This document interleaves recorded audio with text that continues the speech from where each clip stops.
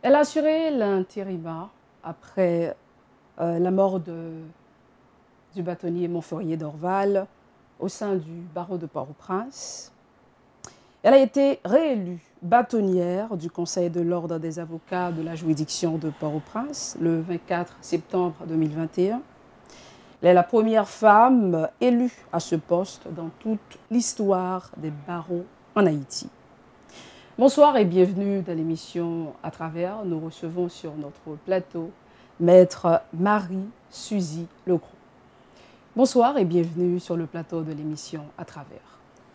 Bonsoir et je salue également les spectateurs de Radio Télé-Pacifique. Merci de me recevoir ce matin. Ah oui, c'est avec un grand plaisir. Il faut dire que la recherche en neurologie montre que la petite enfance est une période clé dans le développement cérébral.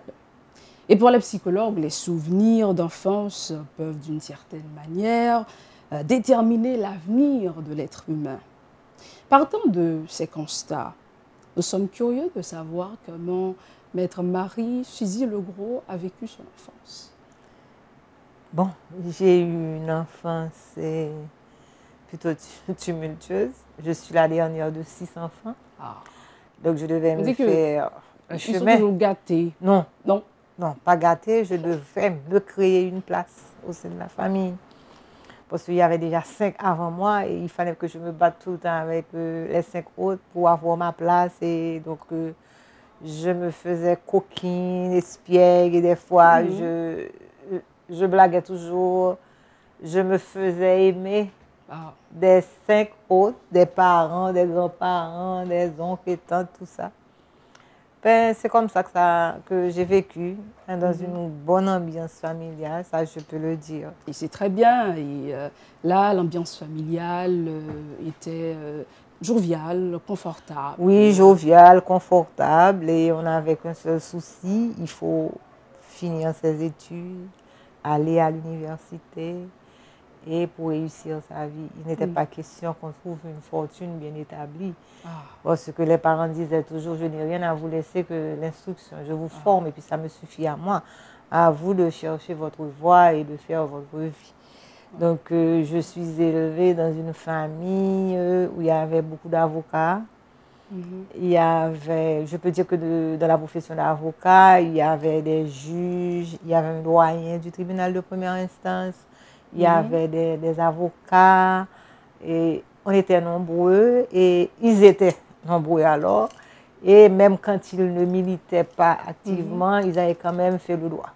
Donc on dirait que c'était obligatoire de faire le droit. Ah donc voilà, cette question arrive. C'est la raison pour laquelle vous avez choisi les sciences juridiques, vous avez été entraîné. Bon, je me suis vraiment laissée entraîner parce que je ne l'ai même pas choisi. Hein. C'est mon frère qui a été m'inscrit. Non, c'est mon frère qui m'a inscrit et m'a inscrite à la faculté de droit. Ok, donc c'est comme ça que j'ai été à la faculté de droit. Voilà. Et donc vous n'avez pas résisté? Non. Vous avez inscrit donc. Non, je suis entrée à la faculté. J'ai suivi le cycle. Je suis restée 4 ans à la faculté. Et je vais vous dire mieux. Et ma mère tenait un magasin. Elle avait son magasin. Donc, c'est moi qui allais avec elle au magasin. Alors, il y a une tante qui me disait toujours, et que tu vas suffisamment d'attendre. Je ne vois pas pourquoi tu es allée faire le droit.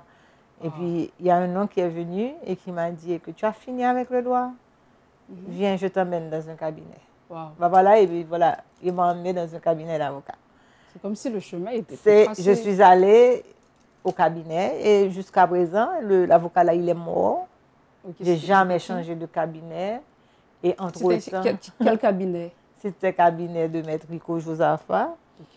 Je suis restée avec Maître Rico Josaphat jusqu'à sa mort. Et entre-temps, Maître Achille, Théodore Achille, et un ami et collaborateur, confrère de Maître Josaphat, ils sont montés le cabinet ensemble parce qu'avec le tremblement de terre, la maison s'est effondrée. Donc ils ont repris le cabinet ensemble. Donc je suis avec eux.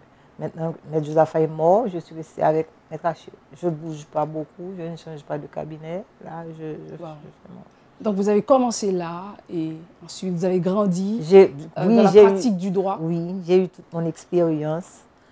Et parce qu'au début, là, je travaillais à l'Amicale des juristes avec René Julien, Camille Leblanc, et Seyan, Lissade, tout ça. On avait un groupe à informer l'Amicale des juristes. On travaillait dans les provinces surtout.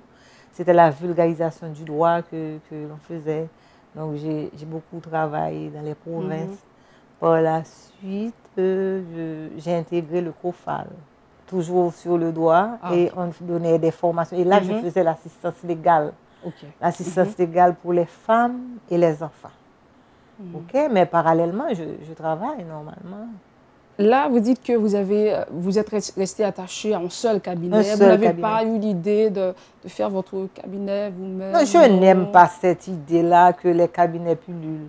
Je préfère une firme où l'on trouve toutes sortes d'avocats, tous des spécialistes. Plus ou moins spécialisés, c'est ça.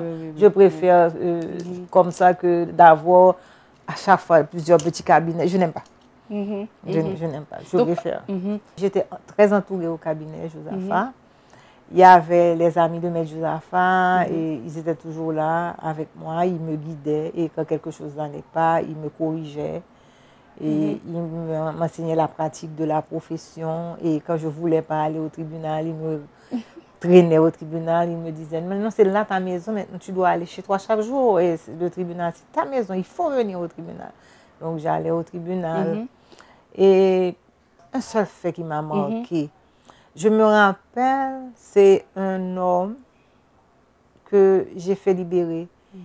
Il était en prison.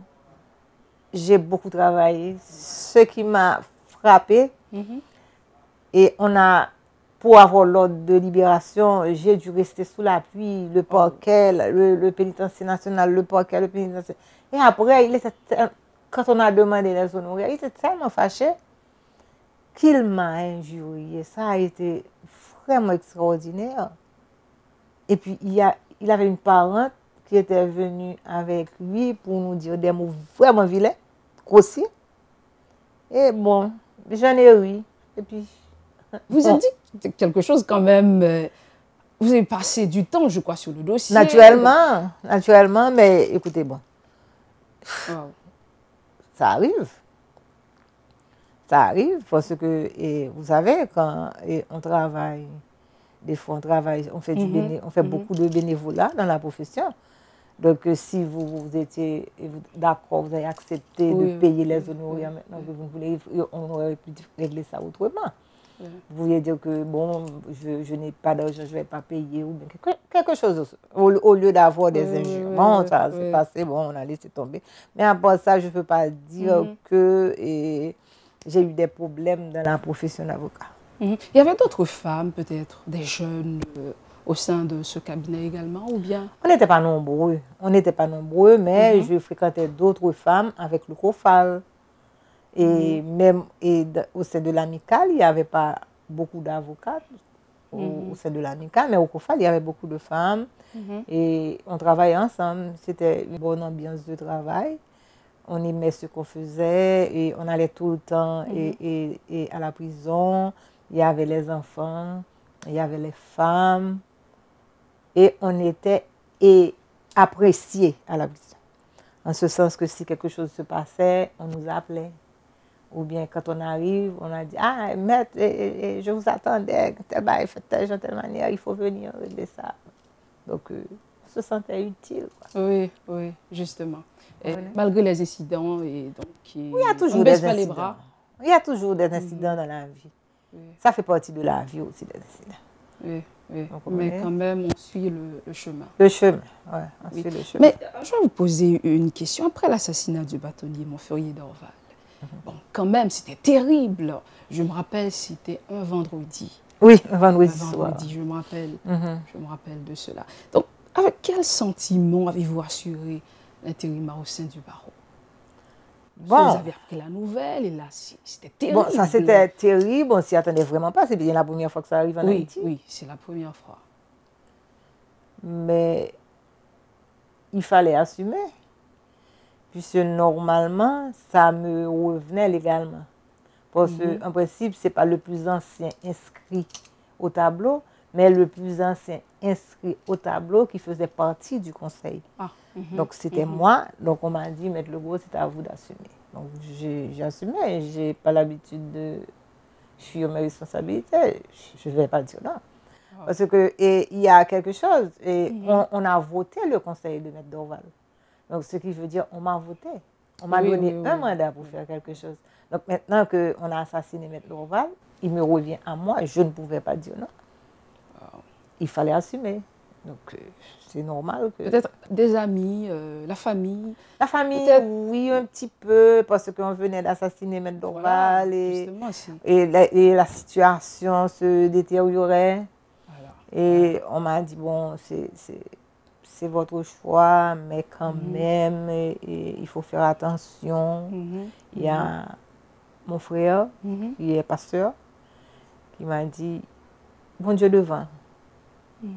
Et les autres, mes soeurs n'ont pas accepté. Bon, mais mon autre frère a dit, ah, j'ai vu, en tout cas, fais attention de ne pas suivre Maître Dorval.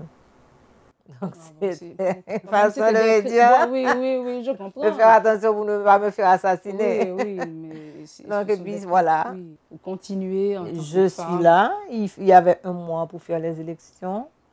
Et les avocats du barreau ont décidé qu'il fallait que je continue pour finir le mandat de Maître Dorval. Ça, c'est la première élection que j'ai eue et que je me suis présentée. Après un mois de l'assassinat de Maître Dorval, ils m'ont voté. Il y avait un grand désordre dans les rues de Port-au-Prince à ce moment-là. Il n'y avait pas moyen de descendre au bicentenaire. Et puis, bon, j'ai gagné, j'étais le seul aussi. Parce qu'ils avaient décidé que je devais finir le mandat de Maître Dorval. J'ai fini le mandat de Maître Dorval. Donc, vous êtes la première femme bâtonnière. Et je me demande, y a-t-il d'autres femmes qui se sont portées candidates au poste de bâtonnière? Et non, elles se portent candidates au poste de conseiller. Conseiller. Il y a plein de femmes conseillers, mais jamais au poste de bâtonnier. Mais par contre, je crois que les cailles, il y a une dame des cailles qui m'a dit qu'elle va se porter candidat la prochaine fois. Ça, c'est bien. C'est bien. En quelque sorte, vous pensez que vous ouvrez la voie? Oui, pourquoi pas.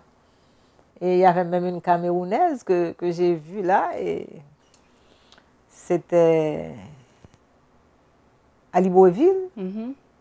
Elle est venue me rejoindre, elle me dit, il faut me dire ce que vous avez fait pour gagner les élections, parce que moi maintenant je vais me porter candidat. Donc il faut croire que... On voit maintenant que ça peut se faire, que les femmes peuvent être bâtonniers également. Est-ce que vous vous êtes posé des questions? Pourquoi, avant vous, il n'y avait pas une femme qui avait pris le devant et dire « je vais me porter ». Je ne me suis jamais posé la question. Parce qu'elle ne voulait pas, impossible.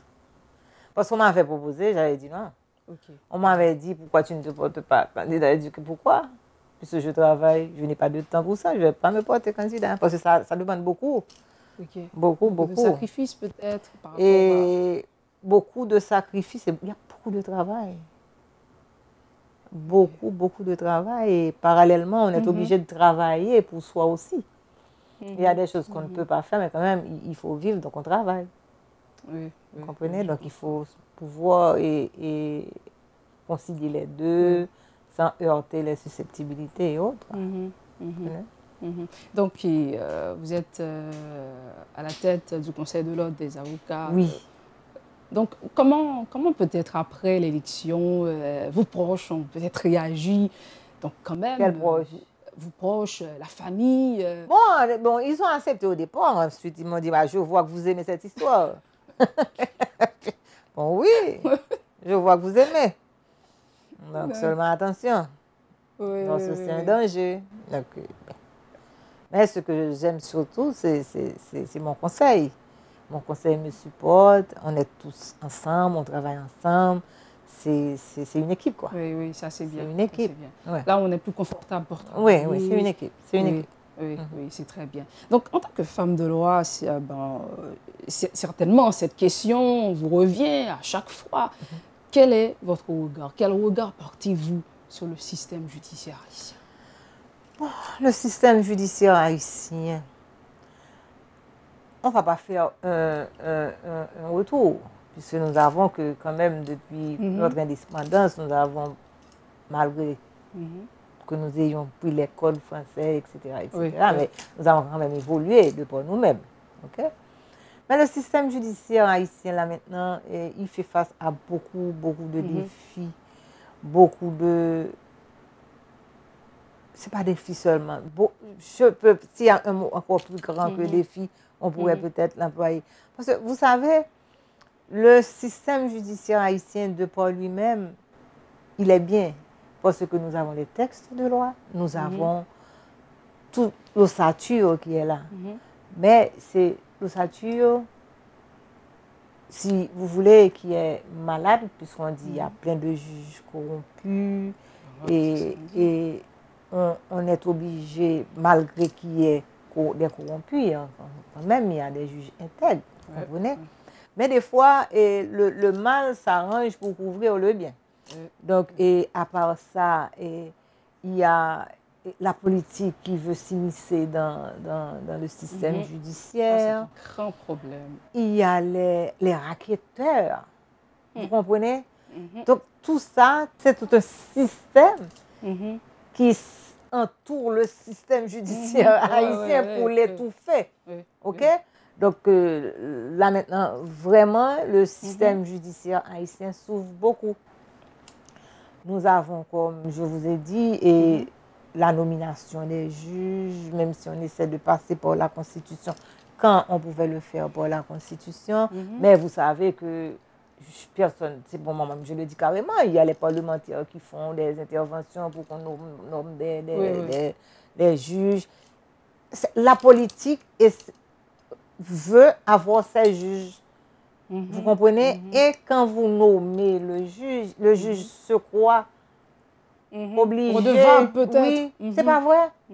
Bon, moi, même si vous me nommez, je ne suis pas obligée de faire ce que vous voulez. Je dois faire ce que la loi, ce que la fonction me demande de faire. Donc, c'est là le problème. Et vous avez les racketteurs. Vous savez, des fois, on pense que si on va trouver un avocat, l'avocat va demander un prix exorbitant. Ce n'est pas vrai. Des fois, le racketteur demande plus que l'avocat. Parce que l'avocat est obligé de suivre des règles. L'avocat a un barreau où on peut porter plainte contre lui. Il y a des choses que l'avocat ne peut pas faire. Tandis que le racketteur, il peut tout faire. Vous comprenez? Donc, tout ce beau monde-là entoure le système judiciaire. Et parallèlement à ça, il y a l'accès à la justice qui est difficile. Il y a la lenteur de la justice. Il y a la procédure. On devrait peut-être... bon, il y a certaines disciplines qu'on a allégées. Il y a les affaires de loyer, les affaires de commerce, il y a le référé. Mais quand même, dans l'ensemble, on peut dire que la justice est lente. Donc, il faudrait peut-être essayer de remédier à tout ça. Et puis, que les juges rendent les décisions. Parce que là, on peut avoir et plaider, on a plaidé, on dépose le dossier. Et puis, tu peux passer 1 an, 2 ans sans avoir la décision. Alors que la loi est formelle, il y a un délai pour rendre les décisions. Donc, moi, je pense que maintenant que ça s'est empiré et que nous n'avons pratiquement pas de tribunal pour aller plaider, puisque quand on était au bicentenaire là, depuis 2019, il n'y a pas eu d'assises criminelles, il y a des choses qu'on ne peut pas faire. On peut dire que depuis 2019, c'est le référé qui travaille. Des fois, on essaie de faire des audiences de divorce. Ça ne peut pas vraiment marcher à chaque fois qu'on est obligé de s'arrêter. Maintenant, il faut qu'on prenne conscience du système judiciaire qui est en train de souffrir, des justiciables qui sont en train de souffrir. Parce que nous faisons partie également du système judiciaire. Oui, certainement. Nous souffrons. Donc, il faut faire en sorte d'arranger les choses. D'abord, nous avons les juges qui doivent faire en sorte d'être le plus intègre que possible. Nous devons essayer, avec l'aide des juges et des commissaires, de stopper les racketteurs pour que les jeunes avocats puissent commencer leur profession normalement. Parce qu'il y a des choses, le plus souvent, même si je suis avocate, je donne à un confrère de faire qui débute, je lui dis, voilà ce que vous allez faire pour moi. C'est comme ça qu'on apprend la profession. Justement, On commence avec les dossiers plus légers et puis au fur et à mesure, on intègre la profession. Donc, qu'on demande aux enquêteurs de rester, de laisser le tribunal aux avocats. Et les juges, les commissaires qui découragent les plaignants quand ils constituent avocats, qu'ils arrêtent aussi. Il faut que nous ayons une justice forte. Pour avoir une justice forte, chacun doit rester à sa place. Oui, justement. Chacun doit rester à sa place et faire ce que la loi demande de faire. Alors à ce moment-là, nous aurons une justice forte.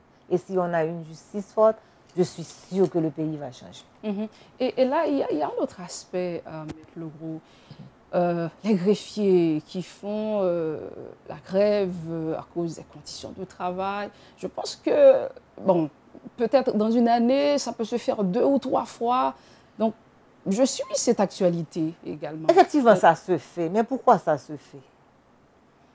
Et parce que, je ne dis pas qu'ils ont raison. Parce que moi également, quand ils font la grève, ça nuit aux avocats, ça nuit aux justiciables. Mais il faut comprendre quelque chose.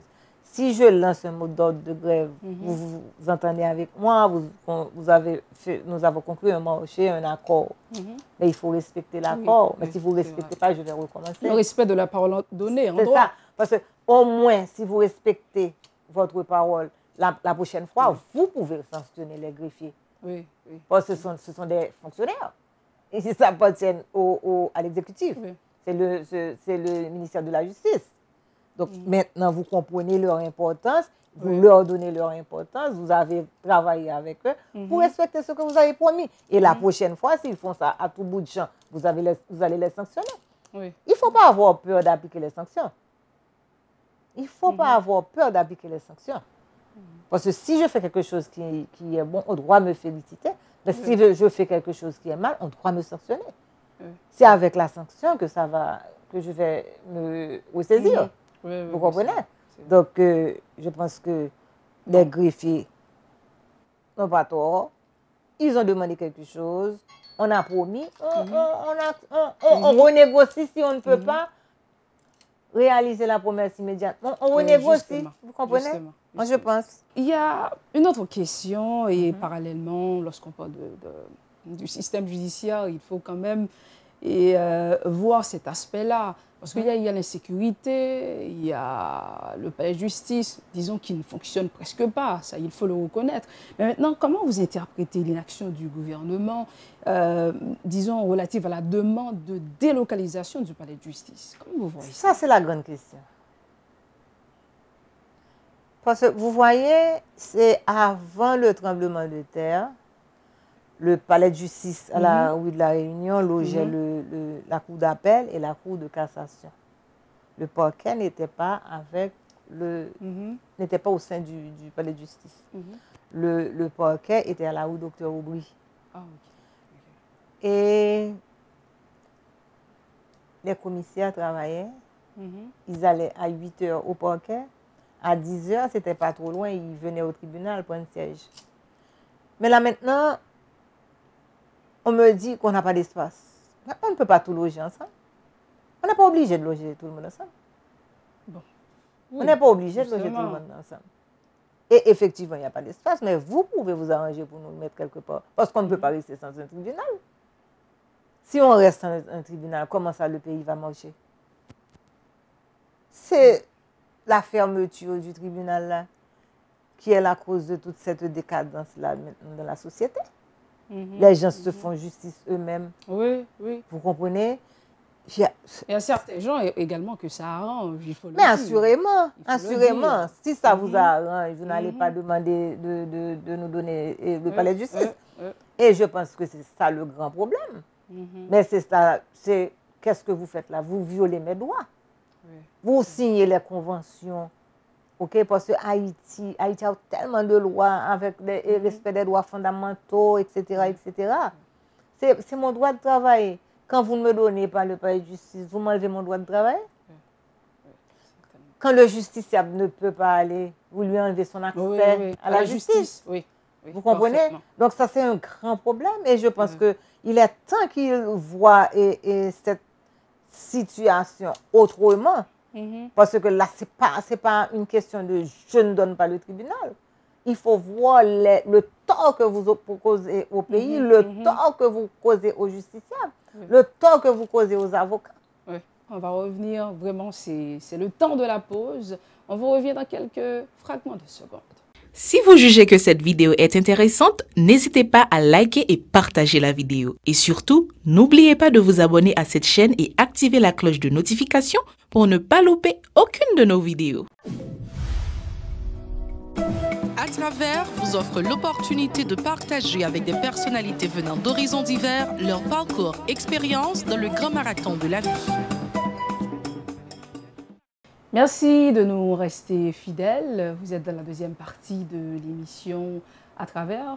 Et merci à vous qui suivez encore cette émission. Il faut dire que nous faisons le voyage avec Maître Marie-Suzy Legros, bâtonnière du Conseil de l'Ordre des avocats de la juridiction de Port-au-Prince. Nous aimerions dans cette deuxième partie nous rendre à destination de l'État de droit. Mais on se perd et se perd à nouveau. On dirait qu'on ne connaît pas le chemin. Ou du moins, on refuse d'emprunter la route qui doit nous y emmener. Ça pour dire, dans vos prises de parole, vous prônez toujours, ou bien souvent, je peux dire, l'état de droit en Haïti, tout comme le feu bâtonnier Montferrier d'Orval.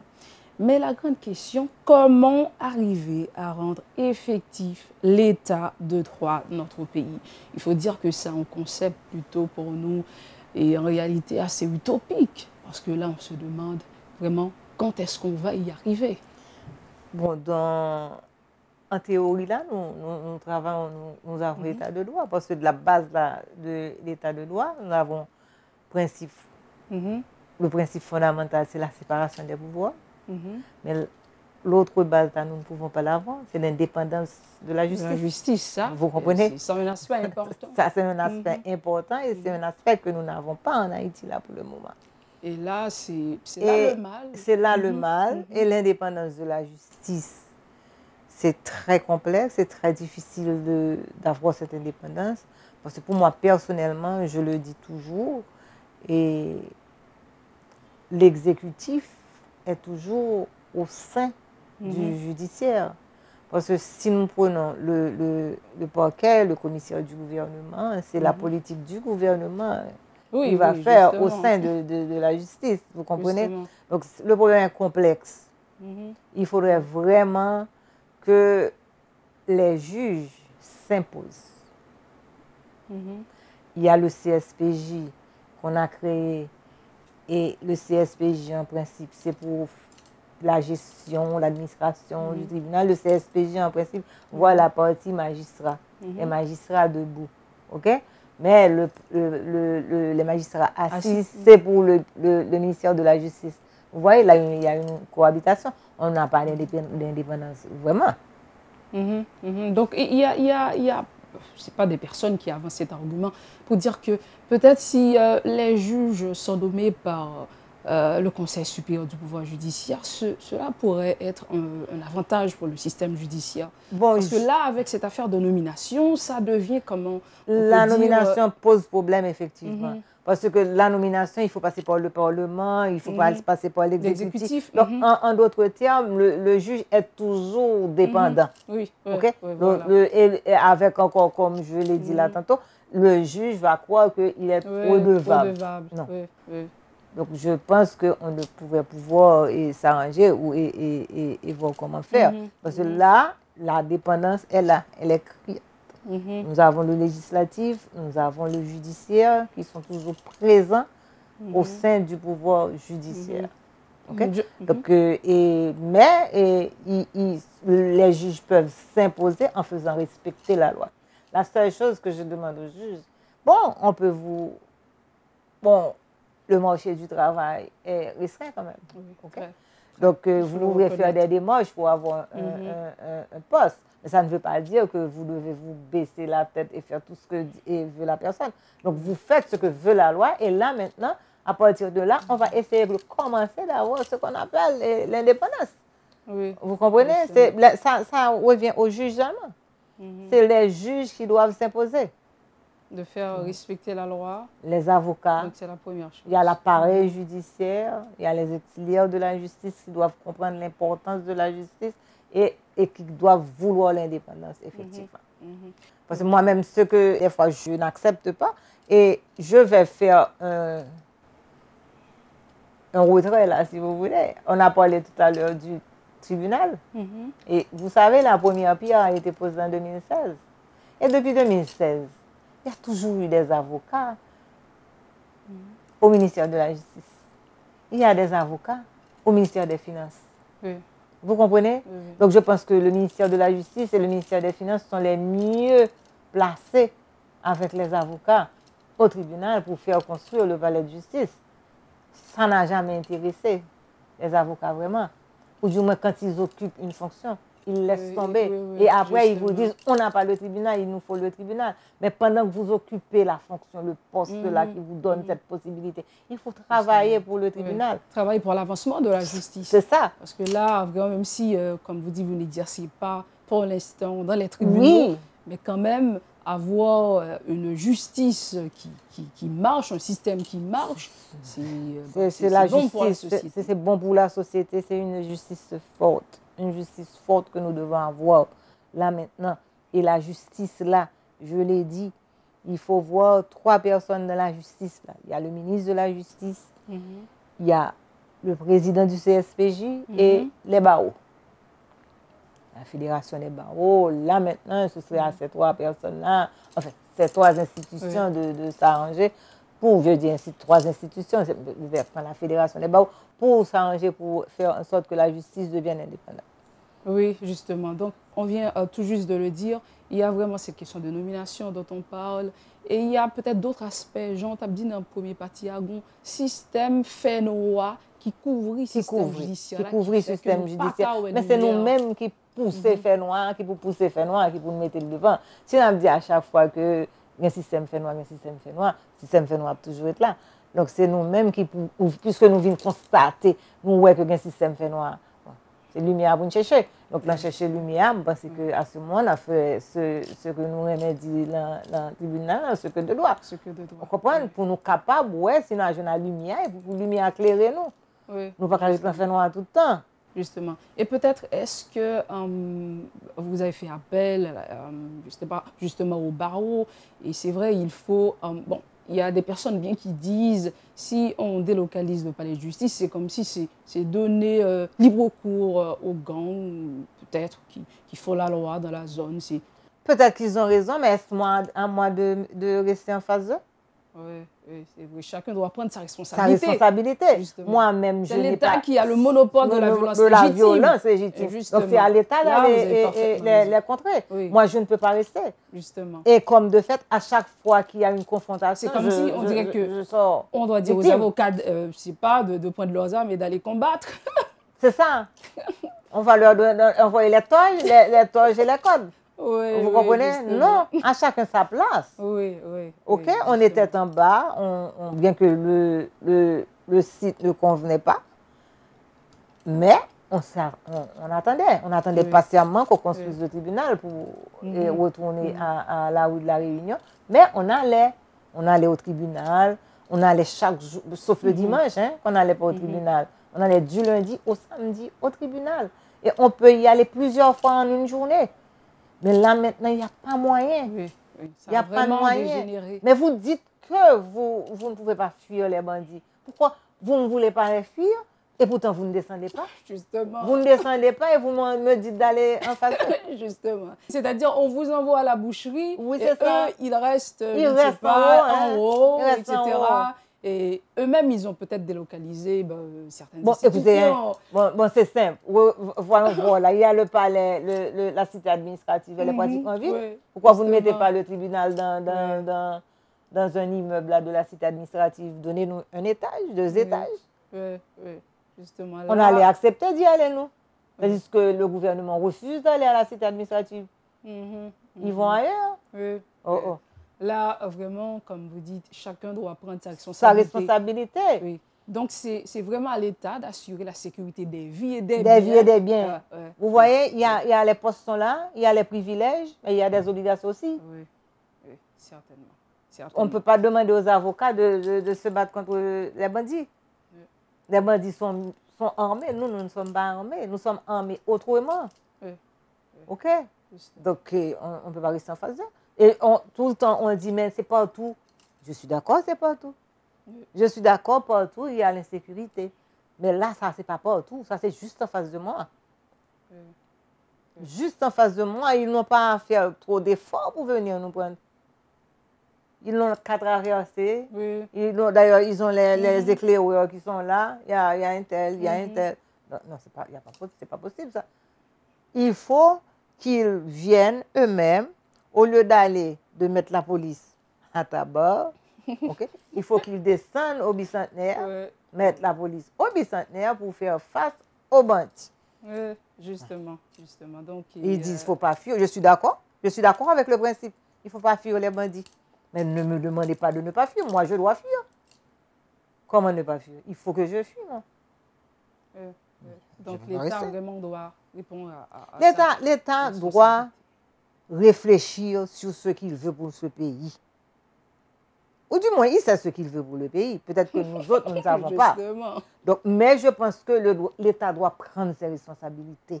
Madame la bâtonnière, bon, là, vraiment, vous avez organisé des sittings. Bon, on va passer à autre chose. On ne va pas rester comme ça.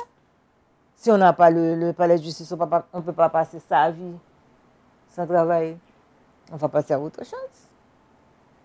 Vous comprenez? Oui, bon, c'est vraiment un combat d'avoir vraiment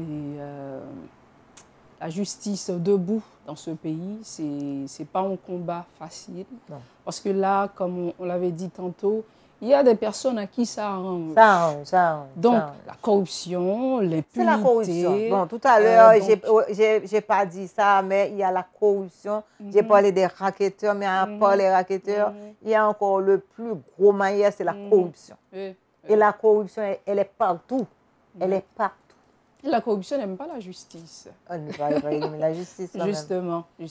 Mais il y a... Elles ne font pas bon ménage. Oui, pas du tout. Et jamais. Non. Oui. Et il y a une question, et bien sûr, on t'a senti que nous trahit mémoire, mon frère Dorval, si nous pas venus sous question ça. Où en est cette affaire, l'affaire mon frère Dorval? L'affaire Dorval, elle attend comme la justice. Wow. Le dossier, on est sur le dossier, le doyen est très disposé. Mais on ne peut pas, il n'y a pas le juge, les juges ne descendent pas. Les juges n'ont pas d'espace pour travailler. Ce n'est même pas la peine de confier le dossier à un juge. Les juges n'ont pas d'espace pour travailler. Comment un pays peut fonctionner comme ça? Donc, je vous demande d'inviter le PM et de lui poser la question. Non, vraiment, là, c'est carrément inimaginable. Ouais. Vous voyez, je suis âgée, ça je peux le dire, mais j'ai connu Haïti. Et du temps que l'on me disait, du temps du Valier, des Macoutes, et que tout était mauvais dans le pays. Mais pour moi, c'est pas vrai. Vous savez, je sortais de la faculté de droit. J'allais chez moi à pied. Et vous parlez de quelle distance là? J'habitais à la rue 3. Je passais au milieu du marché. Les cours prenaient fin à 8 h du soir. À 8 h, je passe par le marché Salomon pour aller chez moi. Et je n'avais pas peur. Mais au moins, remettez-moi à cette époque-là. Et je dirais que vous avez fait quelque chose. Le pays descend. Ça c'est un rêve. Il y a le procès des thèmes. Il y a le commissaire Casimir qui avait dit, « Ah, magistrat, la vérité est au fond d'un puits et il faudrait descendre au fond de ce puits pour remonter avec la vérité. » Donc, c'est au fond de ce puits-là qu'il faut aller chercher Haïti pour remonter avec Haïti. Parce que Haïti n'est plus. C'est là le triste constat. Haïti n'est plus. C'est le triste constat. Mais il y a encore de l'espoir. Vous êtes l'une de ces personnes et qui n'avait pas peur quand même de prendre la tête du barreau après la mort disons mieux, après l'assassinat de Montferrier d'Orval. Il n'est pas mort, il a été assassiné. Assassiné, vraiment la mort, c'est pas le terme approprié juridiquement, c'est l'assassinat de Montferrier d'Orval. Donc je crois qu'il y a encore des personnes qui sont prêtes. Il y en a plein, oui, il y en a plein. Sont prêtes. Mais il y a beaucoup plus de délinquants. C'est là le problème. Et ils refusent de se mettre au milieu des délinquants. C'est là le problème. Mais je demande à tout un chacun qui pense qu'il aime ce pays et qui voudrait voir ce pays redevenir ce qu'il était, de mettre la main à la pâte et de faire ce qu'il faut. Oui, mettre la main à la pâte et faire ce que de droit. Oui, ce que de droit. C'est vraiment le moment de mettre fin à cette émission. Je crois que c'était vraiment un échange bénéfique. Bon, merci. Je crois que les téléspectateurs et téléspectatrices sont également de mon avis. Merci vraiment et pour votre sacrifice d'avoir dit oui et d'avoir été sur le plateau avec nous. Merci, Télépacifique. Ça a été un bon moment. Oui, c'est vrai. Et merci à vous qui avez vraiment pris le temps de regarder cette émission. Vraiment, ça donne du sens à notre travail. On vous invite à rester sur la télévision Pacifique pour la suite du programme.